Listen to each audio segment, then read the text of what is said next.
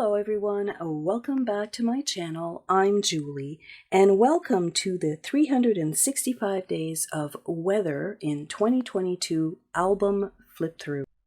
Now you see here that I have on my desk all of the stamp sets that I used to complete this album. Now you don't need all of these stamps, but these are all the months of the year and I had already purchased them for my previous project when I was documenting 2021, and that was 52 weeks 2021 edition, and I really enjoyed working with them, so I thought I would incorporate them in my 2022 documenting. I'm going to take these off my desk right here and we are going to get into this project. If you're not familiar with this project is a translation of a weather blanket project. Now I know a lot of people who like to knit and they knit themselves a complete blanket, and each day they knit a row that is associated to a color, and at the end of the year they have a beautiful blanket. Well, I don't knit. I translated that concept and created a year full of memories and tracking the weather. Now, this project is really special to me because not only am I documenting my 365 days, I roped in my very good friend Janice, and I am so thankful that she said yes, and together we documented all year long in 2022 the weather in both Australia and in Canada. I created a chart system right here for all of the colors that we are going to use to document the day and the weather each and every month. It starts right here for me anyways in Canada in -30 Celsius, and then for Janice all the way up here to plus 45 degrees Celsius. We created this really handy chart, and I'll show you the chart. It's at the end of this project. And yes, it is available in both Celsius and Fahrenheit. So let's go through the project. I removed my page out of my album because I just don't have enough room here where I film, but I am not going to remove them out of the page protectors because I have a ton of flip-flaps that I want to show you how they work. So let's start off here with the month of January, and as you can see, January was very cold here in Canada anyways, and each of these strips here at the back of my layout, which is in essence the background for this page, represents a day in the month, and the color is associated to the temperature of that day. So January was quite cold here last year. Then I flip right through into February. February didn't get any warmer, and you'll see here that we didn't stick to just strips of cardstock. We incorporated different shapes. Here we have hexagons that represents the day, and it is cut in the color of that day. I also included right up here underneath my photo all of my journaling that I wanted to document for the month of February. And this is what I mean by flip-flaps. So for the month of March, here again in Canada, it was quite cold. And what I liked about this project is that I was documenting one month at a time, just every day. When I didn't have enough space, I was able to add these flip-flaps and just keep on adding photos and journaling for that particular month. This month here, we documented the days with squares and frames. And again, each of the square and the frame represents the weather for that particular day. I'm not sure if you can see it here. Let me bring this up close. Here in Canada, sorry for the glare, when I added little snowflakes to my square, that meant that not only was it cold that day, but it also snowed. So here we are in the month of February, and things are warming up, but Mother Nature gave us a little bit more snow at the end of the month. You can see that it started off with the blues, which for me is cold, and then it gradually started to get warmer. I did stamp when it was snowing on certain days, and on the other days I actually stamped little rain droplets on the tags. So these tags here again represents each and every day for the month of April. So here we have the month of May. In the month of May, you can see a really good example of those stamps that I used. I really did like to use them for the titles. And the beauty of this project is that you get to see my interpretation of the sketch and Janice's interpretation of the sketch. Each month we took a turn and we both created sketches for the entire month, and we also picked out a different element to document the day. So for the month of May, I believe this was one of my sketches, and I chose a circle to document the days in May. In May here, we had a horrible, horrible storm that actually destroyed really big trees. It was actually kind of sad. It's nice to document months in this way. Not only do you talk about what happens in your month, but you also track the weather, which is actually really interesting. So here we have the month of June, and finally the sun was here. This one here was documented with triangles, and they were placed right here at the edge. They acted as a border. And again, here I have my journaling that is hiding in back of my photo. I really like this style of journaling. This way, if you have a lot to say, you're not limiting yourself with the space that you have on this page. Because we were documenting the entire month, we needed a lot of room to add all of those great photos. Here's a good example of flip-flops. Here we have the month of July, and the element that we chose to document each and every day was a flower, no less. These are all done out of thin cuts or dies. There's also an option to cut all of these pages using a Cricut file. All of these have a process video that talks you through the entire process on how it came together, not only here in Canada, but also in Australia.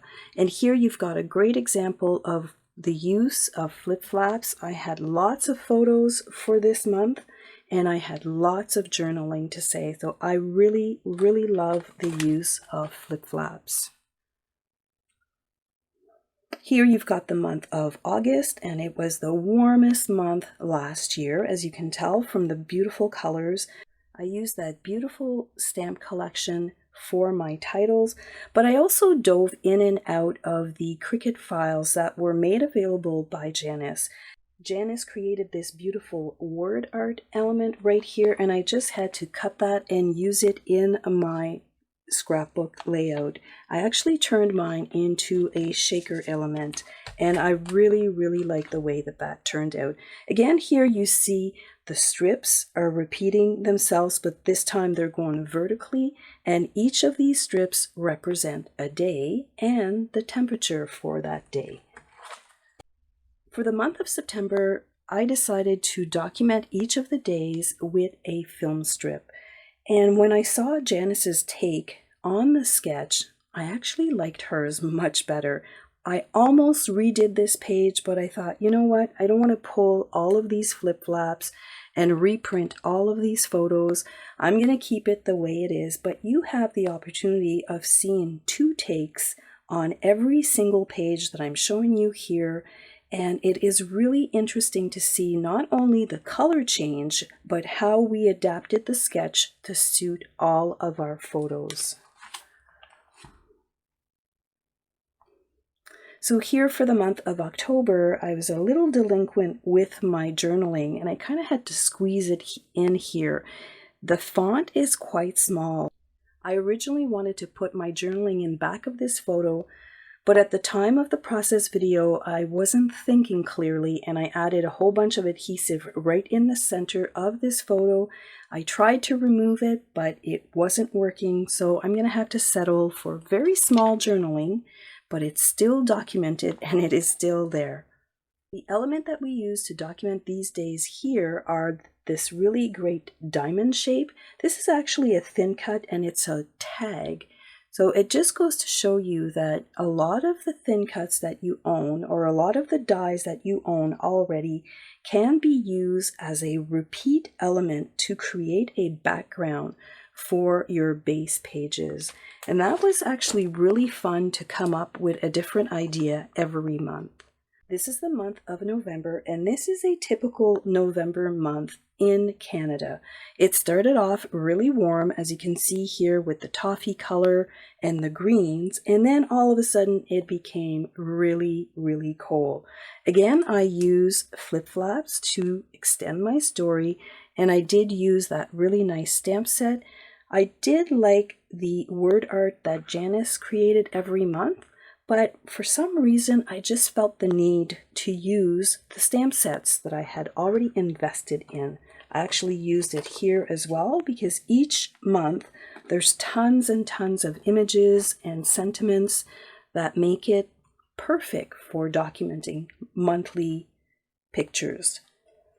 And just like that, we are in the month of December, and I must say that I really, really love the way this page turned out. Janice designed this page and added all of these circles at the top to create these beautiful cascading ornaments that are coming down onto the page. I did cut these trees out of the Cricut file that is available for this layout, and I did stamp my month right here with, again, the same stamp set. Here I want to share with you another trick I've learned from Janice. She actually pulled a 4 1/4 by 5 1/2 thin cut. These are meant to go on the back of your envelope on the flap, and she pulled that to create a journaling spot, and I thought that was absolutely fantastic. What I like about these little pieces right here is that you've got this stitched element, and it just looks really, really nice. So as you can see, documenting everyday life in this way was a lot of fun. We also got to see the weather in both Canada and Australia. And let me show you the last page right here. I'm going to bring this right in the center. If you watched the process video for this last page, in my original page, I actually cut a slit in my page protector, only because when I created the page and I popped this pocket right here, I forgot to add a stopper so that these inserts didn't fall all the way through. And then when I did it after the fact, my little insert was a little bit higher than I actually wanted it to be. So I just pulled it out, and because you can reach them from the top right here, let me show you here very quickly. This is the chart that we used for this project. It starts all the way at -30 and it goes all the way up to 45 degrees. This was the chart that created the entire book, and it was the base for every month and every layout that we did together. We also have for the entire year a process video and a handy guide to help you create these pages. It shows you artwork for both Canada and Australia, and also comes with a Cricut file that is accessible for, again, both Canadian weather and Australian weather. If you'd like information on the guides to create this entire project, I will link that in the description below. And here I took the opportunity to document my journey for 2022 and how I created this project with my very good friend Janice.